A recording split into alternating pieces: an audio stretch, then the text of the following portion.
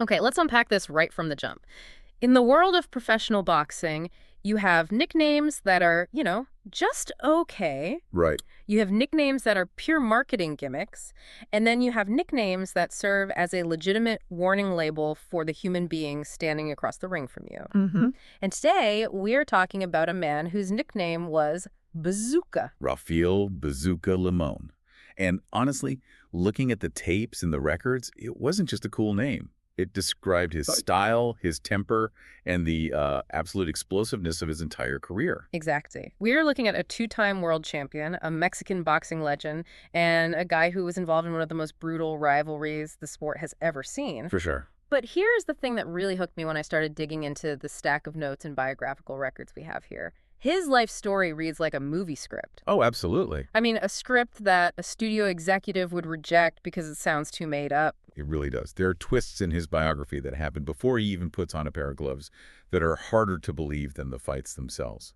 It's layer after layer of just improbability. So our mission today is pretty clear. We're going to do a deep dive into the chaotic, resilient, and frankly, unbelievable life of Rafael Limón. We want to understand how a soldier became a boxing icon and how a man defined by getting knocked down just kept getting back up. And that really is the theme here, resilience. If you look at the source material, which covers his career roughly from 1972 to 1994, plus his early life, Yeah. you just see this pattern. Yeah. Whether it was a traumatic childhood or the squared circle of the ring, Limon's defining characteristic wasn't that he was untouchable. It was that he was inevitable. He just kept coming back. So let's rewind all the way back. Before the belts, before the lights, we are in Tlaxcala, Mexico. January 13, 1954, Rafael Limón comes into the world. Yeah, but the file suggests this wasn't exactly a happy beginning, was it? No, far from it. The context here is it's crucial to understanding the anger and the toughness he displayed later. The records show he grew up in a very volatile domestic situation. He grew up believing his father was a soldier who lived with them. Right, and this father figure, and I'm using that term very loosely, was not a good guy. No, not at all. He was an alcoholic, and the reports indicate he was physically abusive to Limon's mother. And you have to remember, she had 4 kids to protect. 3 sons and a daughter. Right, 3 sons, including Rafael and a daughter. It created an environment of just constant low-level terror. It got bad enough that when Rafael was just 4 years old, his mother had to make a run for it. She packed up the family and moved them to Mexico City just to get away from the abuse. So you have this young kid growing up with trauma, likely witnessing violence from a very, very early age. Yeah. And that has to rewire a developing brain. Oh, absolutely. You learn to be hyper-vigilant. You learn that the world is a physical place where you have to defend yourself. And usually that's where the Hard Knocks backstory settles in. But then we get to the twist. And I have to say, of all the biographies we've covered, this specific incident is one of the most surreal aha moments I've ever seen. This is a fascinating story. It's almost Dickensian. Fascinating is one word for it. So, picture this. Young Rafael Limón is walking down the street in Mexico City. He's 15. Okay. He's minding his own business, carrying a purse, maybe running an errand for his mom. The sources don't specify. But suddenly, a guy tries to snatch it.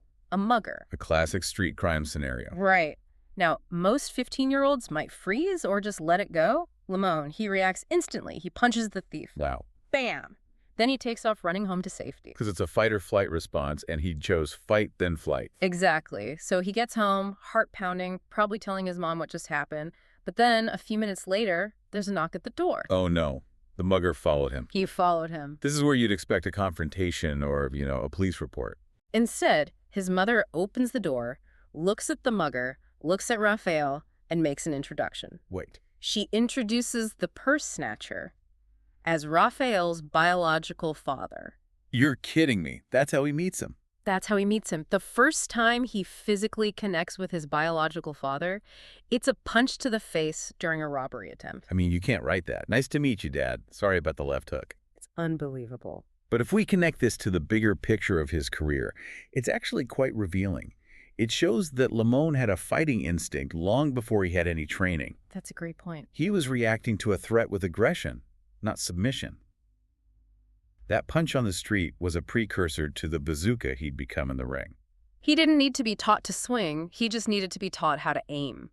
And speaking of aggression, let's talk about where he actually learned to harness that.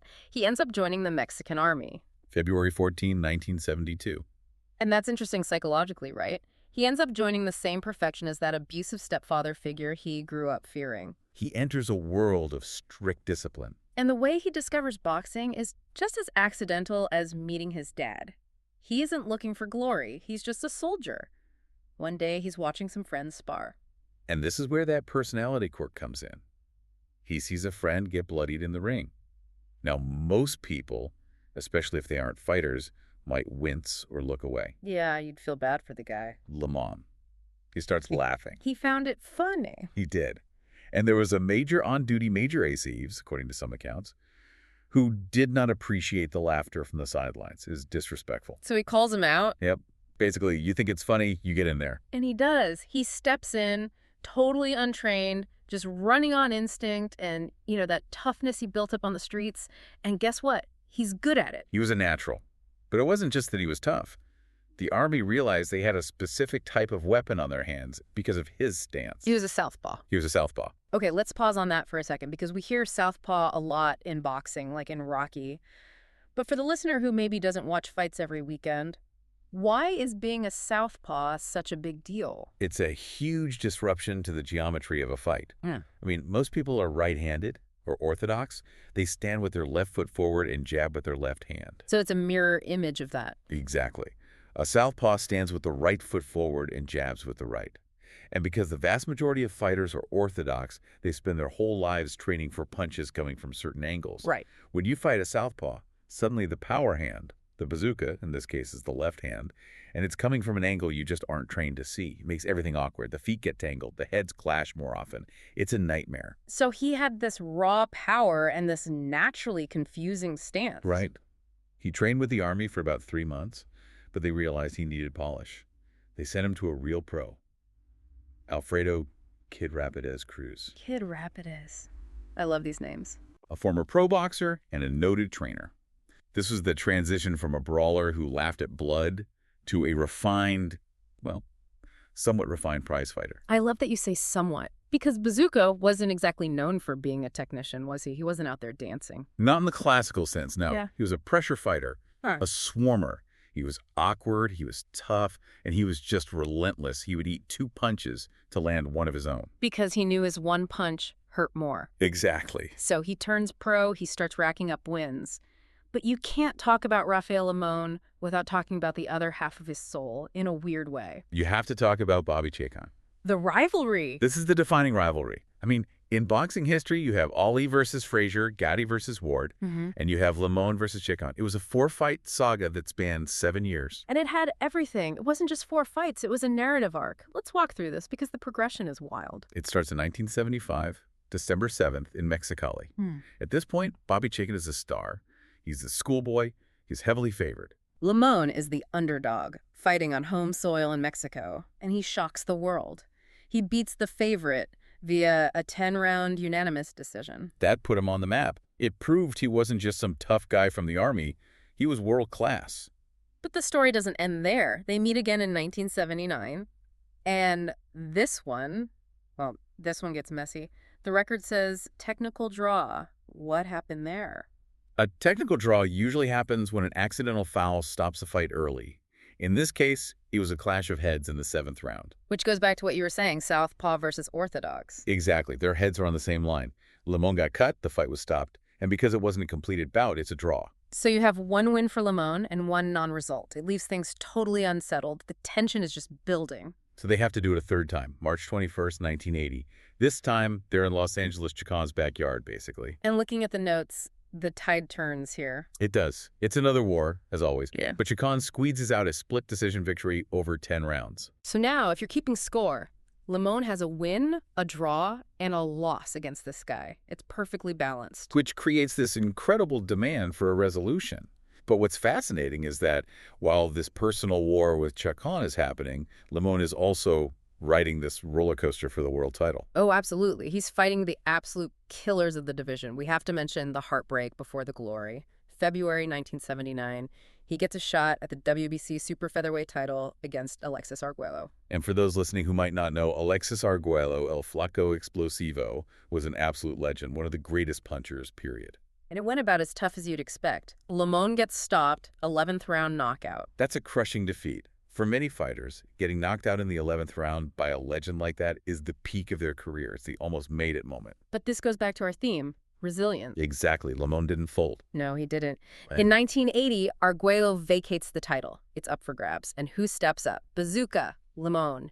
He fights Ildefonso Bethelmy from Venezuela. And this time, the outcome is different.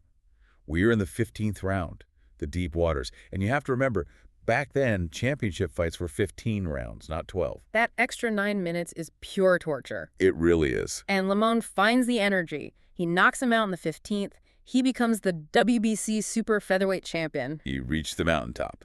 But. And there's always a but with Limón. Yeah. He couldn't stay there long. No. His very first defense. He fights Cornelius Boza Edwards, a very tough Uganda-born fighter based in England. Yeah. Limón loses a 15-round decision. It's the one-hit wonder syndrome. Critics start saying, he got lucky. But Limón refused to accept that label. He climbs back up. In 1982, the title had changed hands to Rolando Navarrete. And Limón challenges him. And boom, 12th round knockout. Bazooka does it again. He becomes a 2-time world champion. Which sets the stage perfectly. He's the champion again. The rivalry with Chacon is unsettled. It's 1982. The world is ready for Limón versus Chacon IV. This is the climax of the movie. December 11th, 1982, Sacramento. And for the first time in their 4 fights, the world championship is on the line. The stakes could not be higher. Ring Magazine eventually named this the fight of the year. And for good reason. It was a seesaw battle. I was reading the reports on this, and it sounds exhausting just to read. Limón drops Chacon in round 3. Right. Then he drops him again in round 10. So late in the fight, Limón is ahead. He has knocked the challenger down twice. He is retaining his title. He is winning the rivalry. Everything is going his way. But then comes the 15th round, the final round. The final round of the final fight of their rivalry. They are both battered, eyes swollen, barely standing. Seconds left on the clock, literally seconds. And Chacon lands a bomb. Limón goes down. And here's the image that sticks with me. Limón is hurt. He's exhausted. He's been fighting this man, 7 years on and off. He's on the canvas. And he's got to get up. But he doesn't just get up. He climbs the ropes. He physically grabs the ropes to pull himself up to his feet because his legs barely work. He wants to finish on his feet. He does finish on his feet. The bell rings. But that knockdown swung the judges. It did. It was a close, unanimous decision. But it went to Chacon. Limón lost his title and the final match of the rivalry in the last 10 seconds of the 15th round. That is absolutely devastating to be that close. It's the tragedy of sport. Yeah. But it's also what makes this specific rivalry legendary. It wasn't a blowout. It was fought inch by inch until the very last second. So where do you go from there? You've lost the belt. You've lost the rivalry. Most guys would retire or take an easy fight. Not Limón. He kept fighting. And actually, the very next major move he made tells you everything about his character. This is the Camacho story, right? Yes. So 1983, Bobby Chacon is the champion now. Yeah. But he refuses to defend the title against the rising star, Héctor Macho Camacho. Camacho was fast, flashy, brash. Nobody wanted to fight him. Right. Chacon essentially ducks him, so the title becomes vacant again. And who steps in? Who agrees to travel to Puerto Rico into the lion's den to fight the guy the champion is afraid of? Rafael Limón. Of course. He took the fight. And look, the source material is blunt here. He was no match for Camacho. Camacho was too fast. Limón lost in 5 rounds. But the fact that he took it. It proves he feared no one. He would fight anyone, anywhere. Even when he was past his absolute peak, he wasn't looking for easy paydays. He was looking for fights. He really was a soldier until the end. And that end took a long time coming. He kept boxing all the way until 1994. That is a long twilight for a career. He faced some serious names on the way down, too. Future legends like Julio Cesar Chavez and Sharmba Mitchell. Yeah, losing efforts, but he was sharing the ring with the next generation's greats. He became the gatekeeper, the test you had to pass to prove you were real. He eventually retired with a record of 53 wins, 23 losses, and 2 draws, 38 knockouts. 78 fights.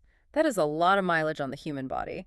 It is. And when you look at those numbers, 53 wins is impressive, but 23 losses. In modern boxing, where everyone is obsessed with being undefeated, that looks high. It does look a bit messy on paper. But that's why context matters. He wasn't protecting a shiny 0 on his record. He was a prize fighter in the truest sense. He fought. If he lost, he fought again. He didn't curate his career, he lived it. So when we look back at the life of Bazooka Limón, what are we really seeing?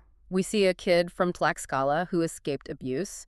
We see a teenager who punched his own father by accident. We see a soldier who laughed at blood. And we see a champion who lost his title in the most heartbreaking way possible but never stopped swinging. I think we see the definition of a fighter. Not just an athlete, but a fighter. Yeah. Someone who understood that getting hit is part of the job description, not a reason to quit. His resilience wasn't just physical, it was mental. He accepted the chaos of his life and threw punches at it. It's a wild ride, and honestly, it makes me appreciate the sport so much more when you know the human stories behind those bruised faces. It's not just two guys hitting each other, it's two histories colliding. Absolutely. It adds a layer of depth you just can't get from reading a box score on Wikipedia. Before we wrap this up, I know you always like to leave us with something to chew on. What's the big takeaway here? Well, thinking about Limón and Chacon, it raises a provocative question about greatness. We tend to judge athletes by their individual stats. But in a career of 78 fights, Limón is defined almost entirely by the 4 fights he had with Chacon. That's true. It makes me wonder, can a fighter truly be great without a great rival? Does the enemy make the hero? I think in Limón's case, without Chacon, we might not remember him as vividly as we do. He needed that struggle to define his resilience. That is a great point. Maybe we all need a nemesis to push us to that next level. Hopefully not one that involves 15 rounds of punching, though. I'd prefer a deadline or a difficult crossword puzzle personally. Same here. I'll stick to the heavy bag at the gym. Well, that's all we have for this deep dive into the life of Rafael Bazooka Limón. Thanks for listening, and keep exploring. Stay curious.